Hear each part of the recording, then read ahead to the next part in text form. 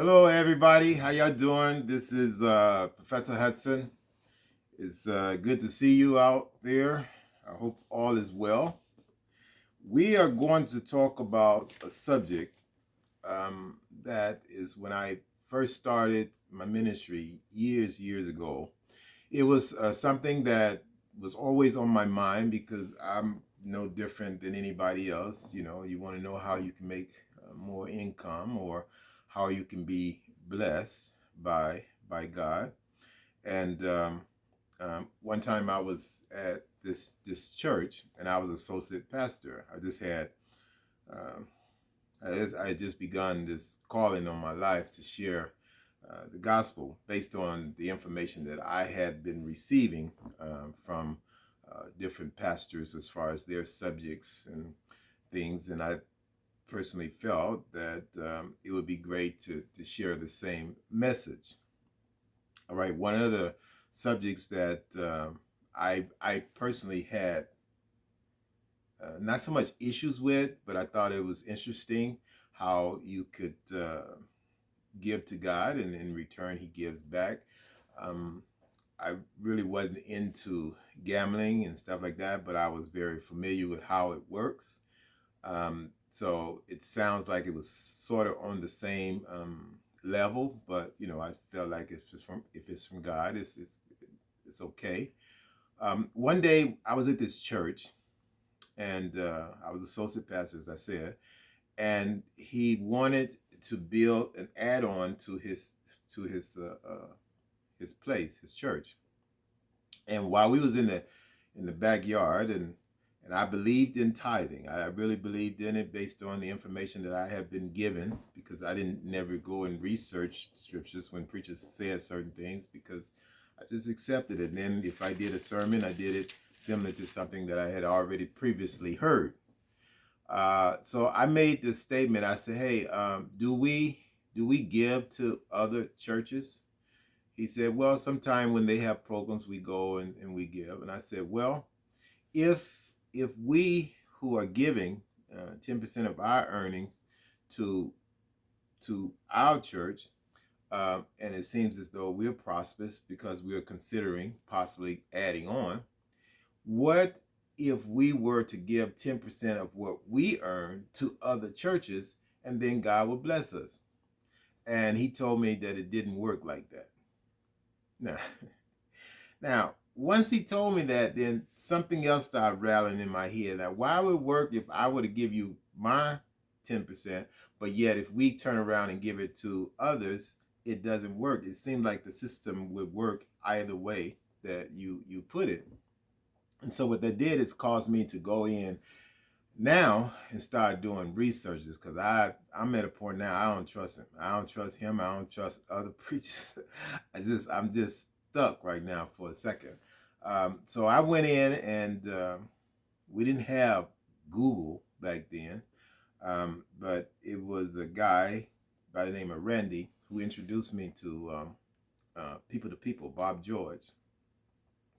And every time after service, he would have everybody that want to stay. You have a question and answer session, and me being a visitor, I'm hesitant to ask, but this is I gotta know. I gotta know. So I ask, what's the deal with tithing and how it works?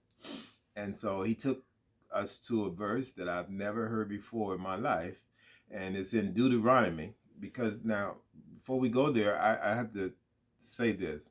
Deuteronomy is in the first 5 books, is what we call the Torah, which is the law of God to the children of Israel.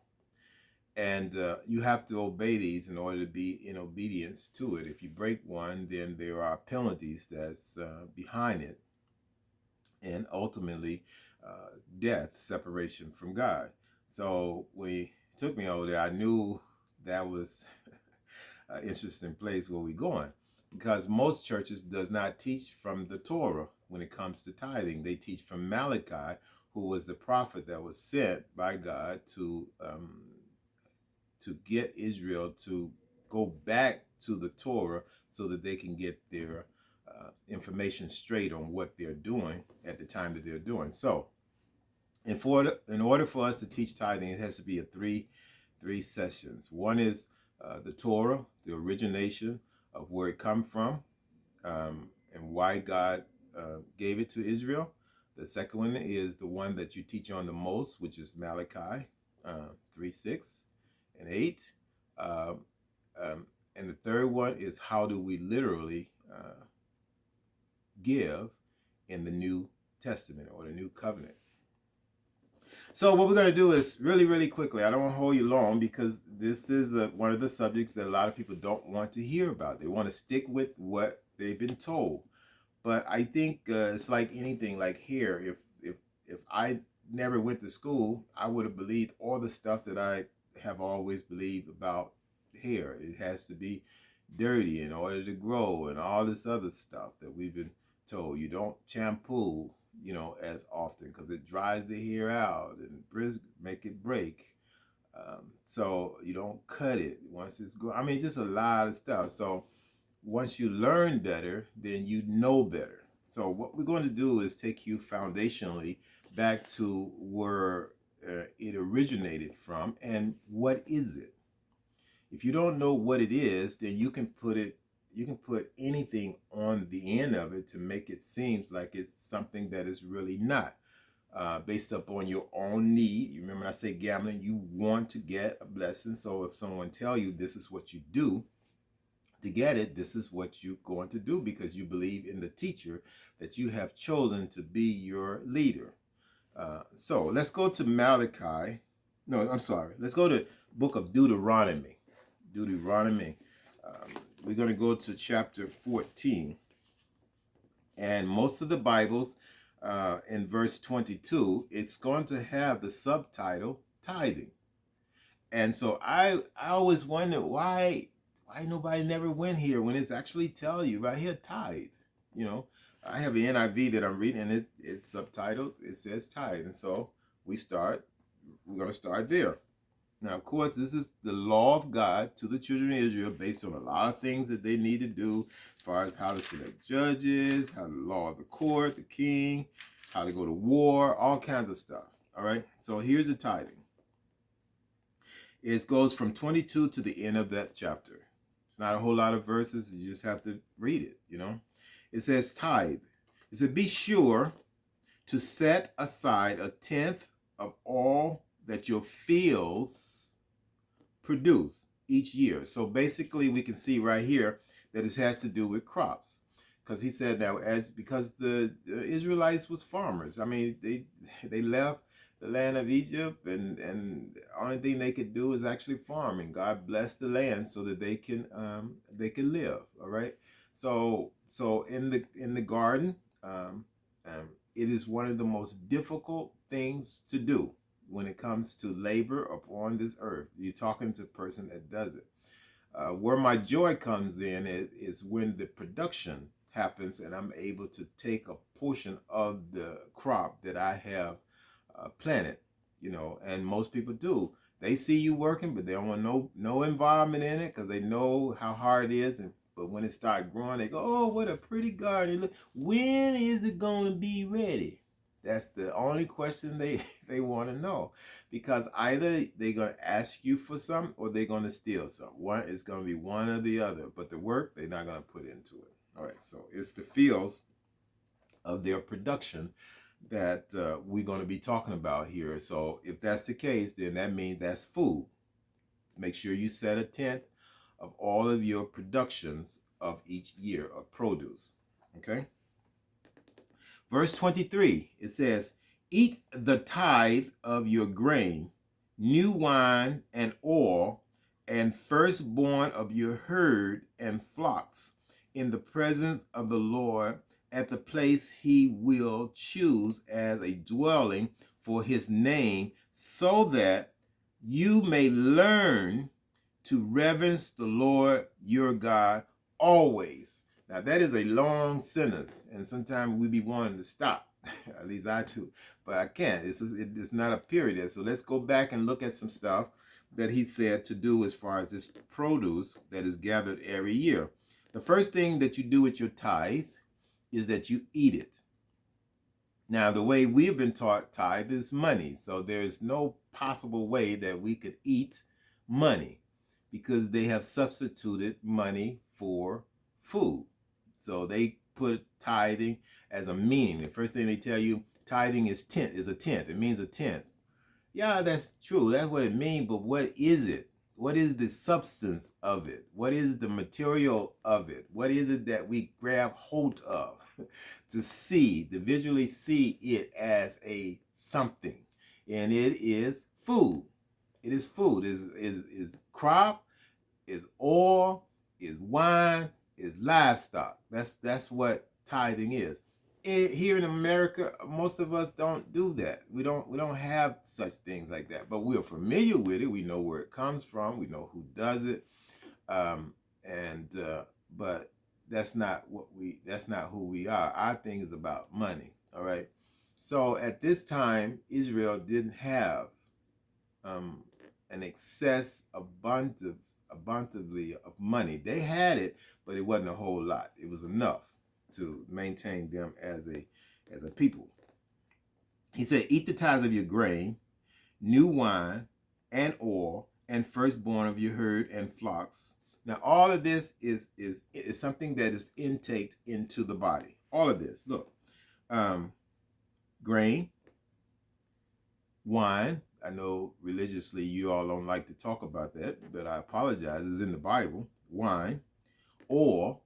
Oil is it was very valuable at that time. You remember the lady that she kept pouring the oil, and then she took the oils and sold it. Okay, the firstborn of your herd, that could be cattle, it could be sheep, it could be goats, and flocks. And then it goes on. Then you would do this eating in the presence of the Lord. Now, during that time, the presence of the Lord was in a particular place or temple. Normally it was in Jerusalem, behind the curtain. It was called the temple of God. And so they had to go to this place in order to eat in God's presence. With us in the new covenant, God, under this new law that he has given us, what we call a new covenant, he lives in you. So it's no place for you to go other than to be reconciled, or to be righteous. All this is you where you are with him being in you. This is all new. They didn't have that at this time. All right. I said in the presence of the Lord, and then it goes on and say at the place he will choose as a dwelling for his name. In other words, it was a building. It's a place that they had to go to take this 10% of the oils, wines, and the grain in the flock.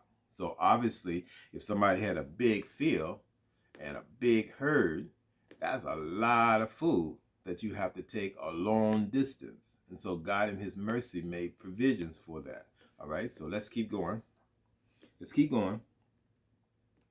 And it says the reason you do this is so that reason you take it to the place where God's name is placed, in this place of worship, is so that you can learn to reverence the Lord your God always. You're learning. So in the process of them constantly taking a tenth of what they have, products, and taking it to the temple, and the effort of just getting it there is a lot of labor. They are learning to honor God. They realizing that without him, they wouldn't have what they're hauling off, and they're leaving 90% at the house. All right. So you're being very grateful. Okay. But if that place is too distant and you have been blessed by the Lord your God and cannot carry your tithe, because the place where the Lord would choose to put his name is so far away. You just made it, said you just can't do it. It's too far. You want to, but you can't. Then he said, then exchange your tithe for silver, or you can say go to the marketplace and change your crops and all the oils and whatever you have to a market, trade it in for money. All right, so it can make your load light. Then it goes on and says, and take the silver with you and go now to the place your God will choose. So now you can travel. You can travel. You got the money. You've made the exchange, and so the load is light, and so there's no excuses for you not to be able to do it. Verse 26. Now, when you get to Jerusalem, or the place that God has put his name, it says, use the silver to buy whatever you like. Then it gives you an example of things that you could possibly buy. Cattle, sheep, wine, or other ferment drink. Any ferment drink. I mean, those of you who don't drink, you don't have to buy it. Buy more cattle, all right? Or anything you wish. Anything you wish that is going to be consumed. Apple pie, cherry pie, peach cobbler, whatever you want. As long as it's edible. Then you and your household shall eat. See that? Eat there in the presence of the Lord your God and rejoice. You're glad. Just be happy, grateful, thankful that you have food to eat. All right? Now, let's go on. Now, you eat. Remember, you took it there and you eating. So, obviously, like any meal, you're going to have leftovers and you're going to have other stuff. All right? So, let's keep going. And do not neglect the Levites. This is the priests. These are the people who teach them about Bible principles and stuff. The same as what you call your preacher, your bishop, your spiritual father, or whatever you want to call them. All right. So in the old covenant, they was called Levites. All right.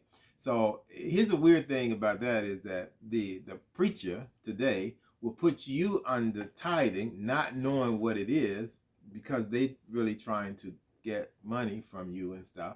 Why don't they put themselves under the law of Levites? They ain't gonna do it, because we finna show you what the Levites, what is their position as far as other than just teaching the word.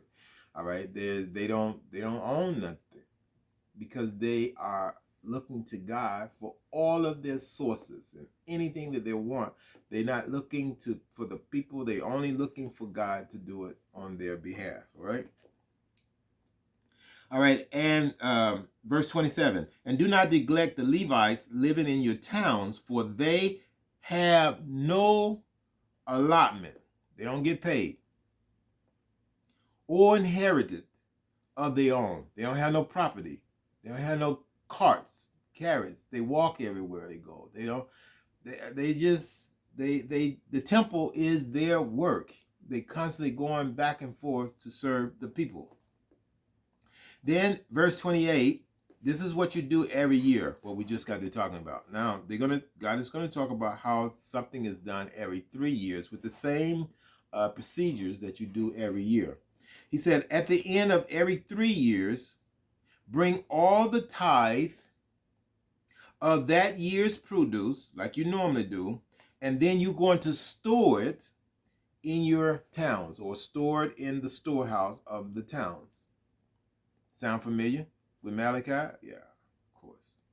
Why do we do that? So that the Levites, that's the priests, and then it has parentheses to make sure you understand why they are important to be fed first. The Levites has no allotment and no inheritance of their own. See, he emphasized it twice. But the people in the church who has the most allotment and the most inherited is your preacher. That ain't right. That's not right if they're going to teach tithing. It's not right. Okay? All right, it goes, let's say again. So that the Levites, who has no allotment or inheritance of their own, and the aliens, that's strangers, people who comes to the town who seeking seeking residence, and they also are interested in the God whom the Israelites serve. So strangers in town is called aliens. All right. And then it goes on and says the fatherless. That means these are children who the mom still lives, but the daddy either has died or got killed. One of the two. Or he's missing in action for some apparent reason. Okay. And the widows, those are the wives that remain. That's what they're called when the husband was there and he's no longer there for different reasons. She is considered a widow. who lives in your towns may come, watch this, all these people that we just mentioned, aliens, fatherless, so basically those are children, and widows, wives without husband, who live in a town, may come and eat and be satisfied. So basically the food was put into the store house after 3 years so these people could have opportunities to come and eat, because the strength of a nation is how do the people live based upon intakes of food, how, because it takes food for this body in order to thrive and do the things that is necessary. All right, so you have to eat. And it's amazing how God supplies so much food for us, because most of us eat 3 times a day. Some of us, maybe others more, but 3 times a day normally. Eat and be satisfied, so that the Lord your God may bless you. See, watch this.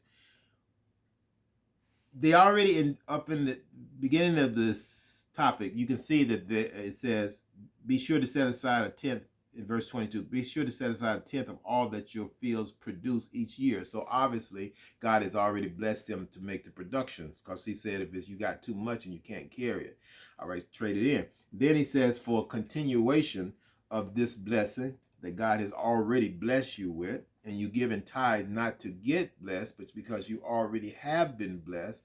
But if you wanted to continue, this is why you're doing this. It goes on, eat and be satisfied, so that the Lord your God may bless you in all the work of your hands. That's tithing. That's the original blueprint for reasons for God to take care of the fatherless, the aliens, the widows, and the priests, because the people who's bringing it already are taken care of. So if they wanted to be greedy, then they can just hold on to it. But the problem is, this is a welfare system that God has set up for people who are without. And what we have done in our society today is taken this, which we are not aware of, and use Malachi, and we're going to show you that next time, to use it as a campaign to manipulate people out of their income so that they can do without and you have more. And then what makes it so crazy is that you won't distribute it back out to people who's in need. There are some churches that does do that, the multiple churches, that's huge. But the local church, they just will not do it. They just keep getting anniversary, birthday. Anniversary used to be for like once a year appreciation, saying, hey man, we appreciate what you're doing. But now they stretches it out to a week or sometime a month. And then they buy it to do the car. To the point where he don't even have to work. And then you got some that's greedy that work and still take that and won't give nothing back. Nothing. What is that? And you're supposed to be in a new covenant. It says love. The only thing that counts is faith expressing itself in love. And you won't help nobody. You just reach and take and take. Now, of course, I understand that there is a business that you're operating, which you call the church. And I say that the same faith that you're having to get the money from the people is the same faith that God is giving you that you should use towards him. If he gave you the facility to have the meetings, of course, he's wise and rich enough to maintain it. If not, then of course, if it go away, then God gives you other means of doing different things. It's maybe you need to work. I don't know, but we'll see. But anyway, that is the foundation of tithing, and we'll go next time into Malachi, and we'll see what this very short book is, only 3 chapters, and why Malachi wrote the letter, and why God, directed him to write the letter to Israel, not to the United States, but to Israel. All right, this is Professor Hudson. Y'all be encouraged. Thank you so much for listening. I took my time, or at least I tried to show you how this is a serious subject, because this is the gospel of the New Testament. For this is what they thrive on. If they don't preach on this, they don't preach. It's a part of their gospel, and Jesus never said that tithing was a part of the gospel. The gospel is the death, burial, and resurrection of Jesus Christ to give you the salvation which he has provided through his son, so that you may have a productive life in him. And he's the one who's actually taking care of you. All right, y'all be encouraged. And we'll see you next time. God bless you.